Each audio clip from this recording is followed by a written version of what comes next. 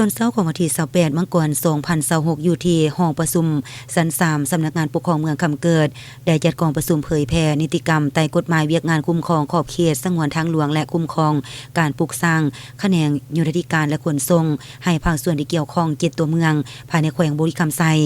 โดยการเป็นประธานของท่านแสงแก้วไสมณีคณะประจำพรรคเมืองรองประธานคณะกรรมการปกครองเมืองคำเกิดให้เกียรติเข้าร่วมโดยท่านไข่ทองคำสุนทรรองหัวหน้าแผนกยุทธธิการและขนส่งแขวงบุรีคำไซ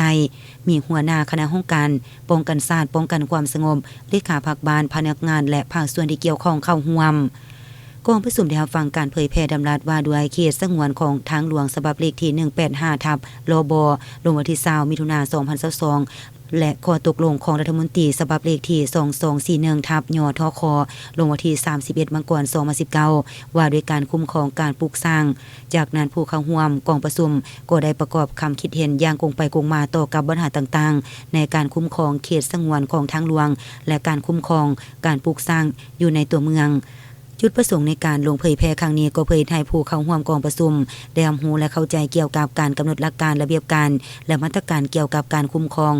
การติดตามกฎกาเขตสงวนของทางหลวงเพื่อบ่ให้บุคคลนิติบุคคลและการจัดตั้งครอบครองทำลายโครงประกอบสิ่งประกอบและสิ่งป้องกันความปลอดภัยของทางหลวงการคุ้มครองการปลูกสร้างให้มีความเป็นระเบียบเรียบร้อยและถูกต้องตามแผนผังตัวเมืองตอนท้ายกองประชุมคณะประธานยังได้มีคำเห็นโอลมและเรียกร้องมายังบรรดาคณะห้องการ